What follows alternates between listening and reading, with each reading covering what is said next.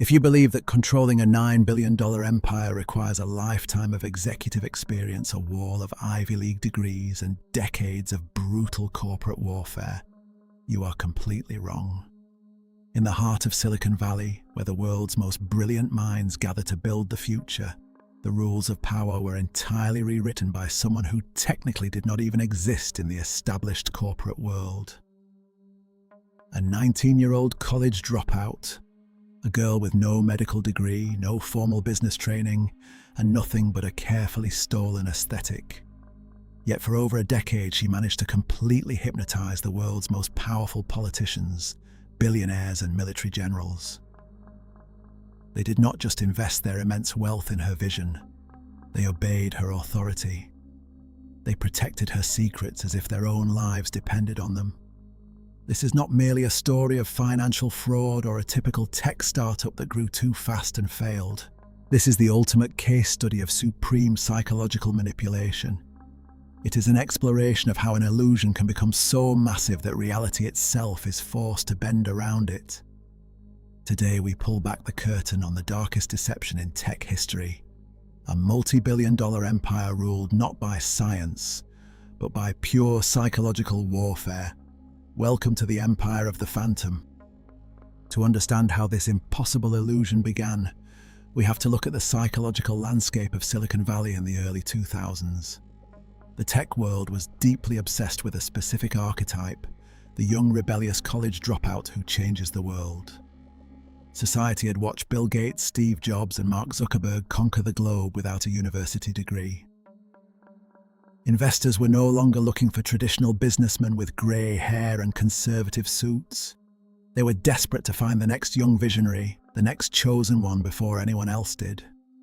This desperate collective desire created a massive psychological blind spot. It created an environment where faith replaced due diligence and where charisma was treated as a substitute for empirical proof. Enter Elizabeth Holmes. She was 19 years old, a sophomore at Stanford University studying chemical engineering when she decided to walk away from her education. She did not just leave school to start a company. She left to become a symbol. She realized very early that in order to deceive the world's greatest minds, she first had to perfectly mimic their greatest idol. Elizabeth Holmes began to meticulously construct a living avatar. She completely altered her physical appearance and behavior to mirror Steve Jobs. She wore the exact same black mock turtleneck sweater every single day, regardless of the weather. She surrounded herself with black furniture, designed her office in the exact minimalist style of Apple, and even began to refer to her technology as the iPod of healthcare. But the most chilling part of this transformation was her behavior. She trained herself to stare directly into the eyes of her investors without blinking for minutes at a time. This unblinking stare was not a natural trait. It was a calculated psychological weapon designed to project absolute, unwavering conviction. When a human being looks at you with total intensity, never breaking eye contact, your brain instinctively interprets it as absolute truth. She combined this piercing gaze with another carefully manufactured weapon, her voice. Elizabeth Holmes possessed a natural higher-pitched voice, but she spent months consciously forcing her vocal register down into an artificially deep, gravelly baritone. She knew that a deep voice projects authority, dominance, and maturity in a male-dominated corporate hierarchy.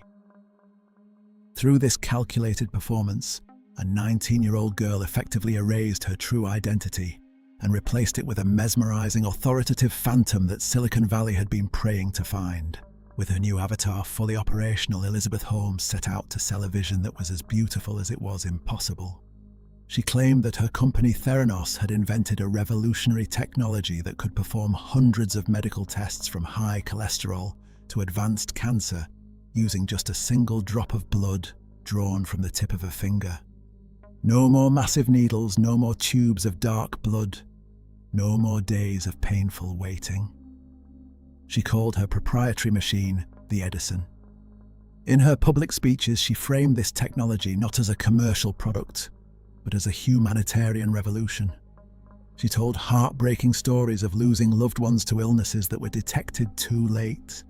emotional narratives designed to disarm the critical thinking of anyone listening. She spoke of a world where healthcare was democratic, transparent, and painless. It was a narrative so perfect that people desperately wanted it to be true. And when people desperately want to believe in a miracle, they stop asking for the data. The terrifying reality behind the closed doors of Theranos was that the Edison machine was a complete and utter failure. The laws of physics and biology made the entire premise impossible. A single drop of blood from a finger prick is highly unreliable because the physical pressure of squeezing the finger dilates the cells, mixing the blood with intracellular fluid. This dilutes the sample and corrupts the chemical measurements.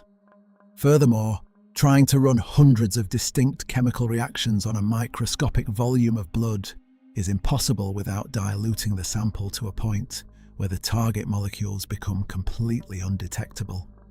The engineering of the Edison machine itself was a disaster. Inside the sleek black casing that looked like a high-end Apple product, the machine was nothing more than a modified, unreliable robotic arm trying to move traditional pipettes. The internal temperature was unstable, causing chemical reagents to spoil. The tiny plastic tips frequently fell off and the blood samples routinely spilled inside the machine, creating a biohazard nightmare. The machines routinely threw error codes, produced wildly inconsistent data, and failed basic calibration tests. The revolutionary technology that was supposedly worth billions of dollars was nothing more than an empty shell.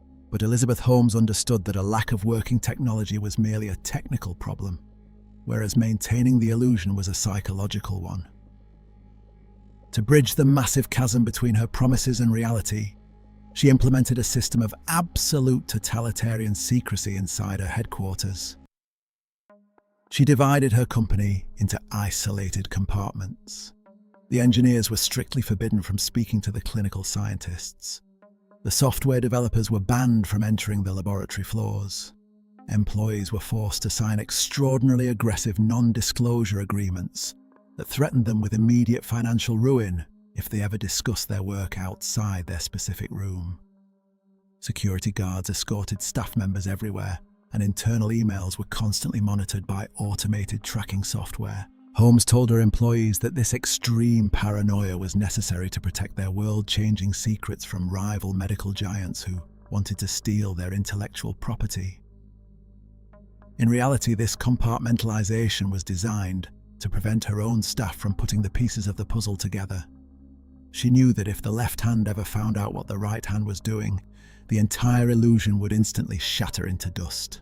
As the internal chaos grew, Elizabeth Holmes realized that she needed a shield to protect her illusion from scientific scrutiny. She found that shield by targeting the ultimate demographic of power, elderly, highly influential men from the highest echelons of government politics and the military. She bypassed traditional venture capitalists who specialized in medical technology, knowing they would demand to see peer-reviewed data and clinical validation. Instead, she went after individuals who possessed immense societal authority, but zero medical expertise. She used her mesmerizing persona, her deep voice, and her unblinking stare to capture the minds of legendary statesmen like George Shultz, the former Secretary of State Henry Kissinger, and General James Mattis. These were men who had spent their lives managing global geopolitical conflicts and military strategies, yet they were completely defenseless against the psychological manipulation of a young woman, projecting absolute certainty. Holmes systematically exploited a powerful psychological phenomenon known as social proof. Once she convinced one legendary figure to join her board of directors, the next titan joined simply because the first one was already there. If a legendary statesman and a highly decorated military general believe in this girl, who am I to question her? This created an impenetrable fortress of credibility around Theranos. She filled her board with former cabinet members, senators, and retired admirals. None of these individuals had a background in medicine, biology, or clinical laboratories, yet their names on the company letterhead signaled to the entire world that Theranos was legitimate. When the mega-wealthy Walton family, the founders of Walmart, saw this board of directors, They invested $150 million without ever demanding to see how the Edison machine actually worked. Rupert Murdoch, the media mogul, invested an additional $125 million based on pure faith. Elizabeth Holmes had successfully turned a failing tech startup into an exclusive club for the global elite, converting personal prestige into billions of dollars of unearned capital. With the backing of the world's most powerful men, Holmes decided to take her illusion out of the laboratory and into the real world. She signed massive commercial contracts with Walgreens and Safeway, two of the largest retail pharmacy chains in America, to roll out Theranos wellness centers inside their stores. The executives of these massive corporations were utterly terrified of missing out on the next technological revolution. Holmes expertly manipulated this fear of missing out, giving them strict deadlines and threatening to take her revolutionary technology to their direct competitors if they delayed. Driven by corporate panic and blinded by her elite board, these companies built expensive testing clinics without ever independently verifying if the technology worked. But because the Edison machines were completely non-functional, Theranos had to secretly modify commercial blood testing machines manufactured by their competitors like Siemens to run the patient samples. They secretly diluted the finger prick blood and ran it on standard machines in a hidden room, completely violating federal laboratory laws. The entire public-facing operation was a manufactured stage play, a digital ghost town where the results given to real patients suffering from real diseases were being generated by the very machines Elizabeth Holmes claimed to have made obsolete. Every illusion that is built on a lie carries the seeds of its own destruction, and for Theranos, those seeds were the human beings working inside the machine. As the company scaled up its public testing, young internal scientists began to realize the horrific cost of the deception. They were no longer just faking data in a laboratory to please investors. They were sending fraudulent medical results to real human beings. A false potassium reading could trigger an unnecessary heart attack intervention. A missed prostate cancer marker could cost a father his life. Two young employees, Erica Chung and Tyler Schultz, the grandson of board member George Schultz, discovered that the company was actively deleting outliers from its quality control data to make the Edison machines appear accurate. When they tried to raise these concerns internally to Elizabeth Holmes and her chief operating officer Sunny Balwani, they were met with cold hostility and intense psychological intimidation. They were told they did not understand the science, that they were cynical, and that their careers would be obliterated if they persisted. Realizing that the internal hierarchy was thoroughly corrupt, these young whistleblowers made the terrifying decision to leak information to the outside world. They connected with John Carreyrou, a relentless investigative reporter for the Wall Street Journal.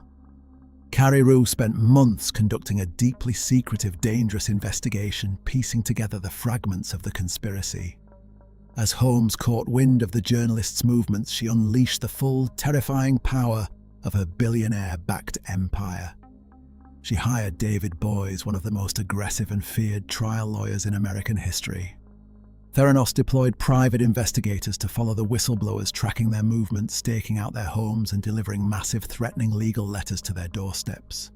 Tyler Schultz was pressured by his own legendary grandfather to sign a non-disclosure agreement and stay silent, tearing his family apart. Theranos lawyers threatened the Wall Street Journal with multi-million-dollar defamation lawsuits if they dared to publish the story. The psychological pressure exerted on the young whistleblowers was absolute, designed to break their spirits and force them into submission before the truth could escape. But courage proved to be the one variable Elizabeth Holmes could not manipulate. In October 2015, despite every legal threat and intimidation tactic, John Carreyrou published his explosive front-page expose in the Wall Street Journal. The effect was immediate and catastrophic. The article detailed how the Edison machine could not perform the vast majority of the tests it advertised, and how the company was secretly using competitor machines to hide its failure. The carefully constructed fortress of credibility began to disintegrate in real time. Federal regulators launched immediate, unannounced inspections of the Theranos laboratories, finding conditions that posed immediate jeopardy to patient health. The commercial contracts with Walgreens and Safeway were abruptly cancelled. The elite board members, suddenly realizing they had been used as psychological human shields, resigned one by one to protect their own legacies.